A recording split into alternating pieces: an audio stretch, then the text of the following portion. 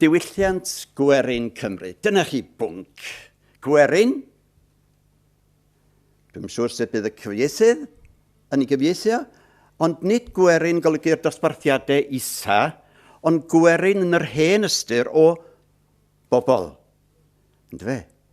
Fel o Langland yn dweud, all manner of men. Diwylliant, wel, di-wylltio. Gwneud y gwyllt yn war. Chi'n meddwl am bod chi'n mynd i goedwig ddi, a mae hi'n oer yno, ac yn ddigalon, ac yn dywyll, a mae'r coedwigwr yn dod efo'i fwyall ac yn torri'r canghennau, a mae pelydrau'r haul yn dod i'r goedwig ddi, ac yn ei llenwi a goleini a llawenydd. Dyna yw diwylliant. Neu, mae gen Vernon Watkins, dwi'n hoff iawn o gerddi Vernon Watkins, mae gen o fo gerdd i Taliesin, y bardd o'r 6eg ganrif, oedd erbyn y 9eg ganrif wedi tyfu yn ddewin, yn broffwyd, mae o'n yr ogof ddi yma, a mae o'n gwthio darn o graig, gwthio. Ac wrth o wrthio, mae sŵn dŵr, mae'n clywed sŵn diferion dŵr. A mae gole'r haul yn tywynnu i mewn i'r ogof dywyll. A beth yw'r teitl sydd gan Vernon Watkins? Spring of Vision. A mae'r gair vision yna, gweld yr anweledig. Mae'n rhan o'n diwylliant ni.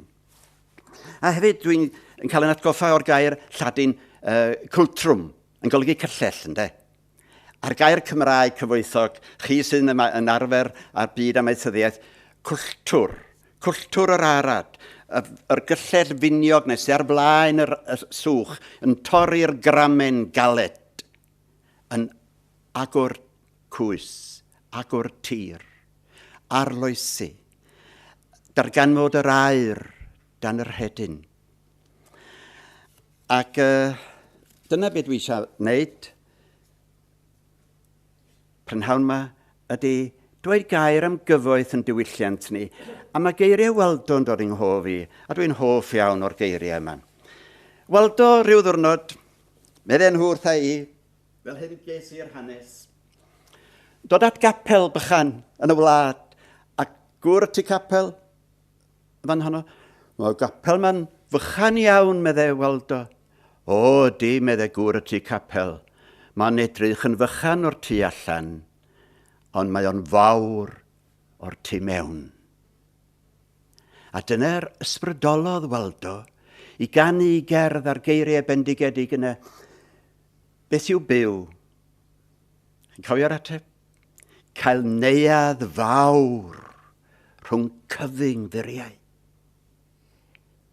Cael neuadd fawr. A dwi am estyn gwahoddiad i chi prynhawn yma. Mewn amser byr iawn i groesi'r hiniog i'r neuadd yma. Neu, os ydych chi eisiau defnyddio delwedd o fyd arall, a mi byd anghofio amdano chi yn yr oriel fan gacw, os ydych chi eisiau delwedd o fyd arall, gwahoddiad i'r ardd, gardd gyfoethog yn diwylliant ni. Awgrymu 9 rheswm pam fod yn diwylliant ni yn gyfoethog. Ac ywch chi feddwl falle am 9 ystyriaeth arall. Rwy'n dyna bwrpas darlithio. Dyna bwrpas darlith, nid dweud popeth, ond gobeithio dweud digon i wneud i chi, wneud i'r gynulleidfa feddwl. Ac i chi fod yn sgwrsio hefo fi, ac ar ôl mynd o yma heddiw. Pam? Wel, yn gyntaf, oherwydd bod o'n hen iawn. Di popeth hen ddim yn da, cofiwch. Ond mae di profi ar hyd yr oesoedd bod yna ryddin yno fo. Oedd yn had yn dweud straeon ar y ffarm yn Rhafod. Oedd ni'n byw yn bell o bob man, ond yn agos hefyd at lawer o bethau. A fydde pobl yn dod i'r tŷ a fydde'n dweud straeon. A glywes i stori gan yn had. Oedd oedd i clywed y stori gan amaethwr y ffarm gosa, wrth blygu gwrych. Am 2 frawd, Bob a Jack. Bob yn ysgolhaig. Gwybod bob peth. Jack, dim llawer o sgolar. Bob eisiau mynd i'r eglwys yn offeiriad, ac ers dalwm o'ch chi'n mynd i'r coleg. O'ch chi'n mynd o flaen esgob Llanelwy. Esgob deitho, a ti ateb 3 cwestiwn. Cwestiwn cyntaf. Beth ydy dyfnder y môr mach gen i?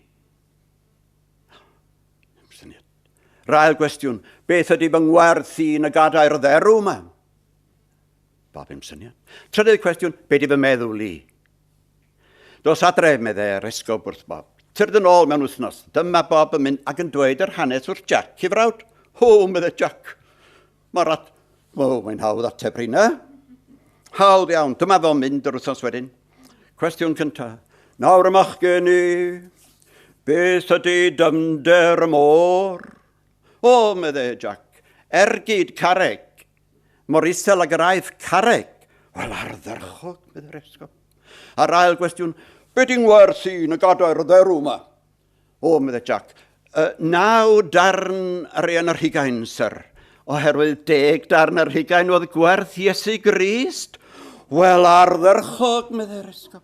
A'r cwestiwn ola, nawr beth i fy meddwl i? Meddwl mae Bob yn mrawd ydw i.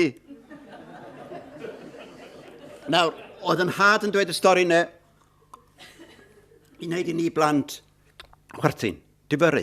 O'n i'n darllen cyfrol yr athro Kenneth Jackson ymhen rhai blynyddoedd wedyn.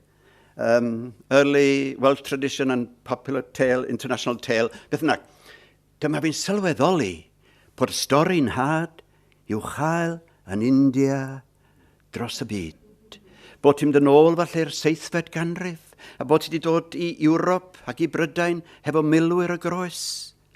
Mae'r cymeriadau newid o stori i stori. Mae chael gan Francis James Child i baledu enwog o. Mae'n efaled yn Saesneg, King John and the Abbot of Canterbury. Mae'r brenin Ioan, mae o'n mynd i ladd i abad os na all o ateb 3 cwestiwn. Mae'r abad yn methu, ond mae'r ei frawd o fi gael yn llwyddo ac yn achub i fywyd o. Mae'r cymeriadau newid, ond mae'r cwestiynau bach doniol yma yn lled gyffredin. Beth yw pwysau'r lleiad? Pwys? Pam? 4 chwarter yn y lleiad? Neu beth yw uchder y nefoedd? Hyd, cynffon, llwynog, peter gynffon y ddigon hir. A mae'r stori fach yn enghraifft o fel mae y cyfarwydd, y stori o'r gynt, yn datblygu stori, yn cymryd edefyn o fan yma, ac edefyn o fan draw, pos o fan yma, dihareb o fan yma, ac yn gwair cyfan ynghyd, yn un cwrlid, yn un patrwm hardd. Mae'n diwylliant ni'n hen, ond yn ail, mae o'n newydd, mae'n gyson newydd, mae'n cael ei addasu o genhedlaeth i genhedlaeth. Pam? Oherwydd bod o'n fyw. Chi'n gyfarwydd y gair merddwr, ydych chi? Merddwr, marw ddŵr, ynddo fe. Pwll llonydd. Nid pwll llonydd merddwr ydy diwylliant. Ond beth? Nant, fyrlymus, yn llifo'n llafar i lawr y llethrau. Mae'n fyw. Mae'n byrlymu. Felly, ych chi'n cael hen storiau am y nefoedd, ond ych chi'n cael storiau cyfoes am y nefoedd hefyd. Dweda un wrthoch chi. Rwy'n ma'n chwarae golf? Oes, da iawn. Wel, o'n e ben campwr ar chwarae golf, ac un dehead oedd ganddo fo. Pen fydde'r diwedd yn dod, oedd o sio gwybod, o'n e faes i chwarae golf yn y nefoedd. Un noson, dyma Peter yn dod. Ti sio gwybod os ne faes i chwarae golf yn y nefoedd? Mae gynnau ateb. Mae yna 2 newydd i ti. Newydd da gyntaf. Oes, medde Peter. Mae yna gwrs golf bendigedig yn y nefoedd. Ond beth yw'r ail? Ateb. Medde Peter. Dyn ni'n chwarae yn erbyn uffern y fori, a mae isio ti yn y tîm. Stori ddigri. Ond mi allai pregethwr i defnyddio i. A mae'r elfen foesol yn rhan o Len Gwerin.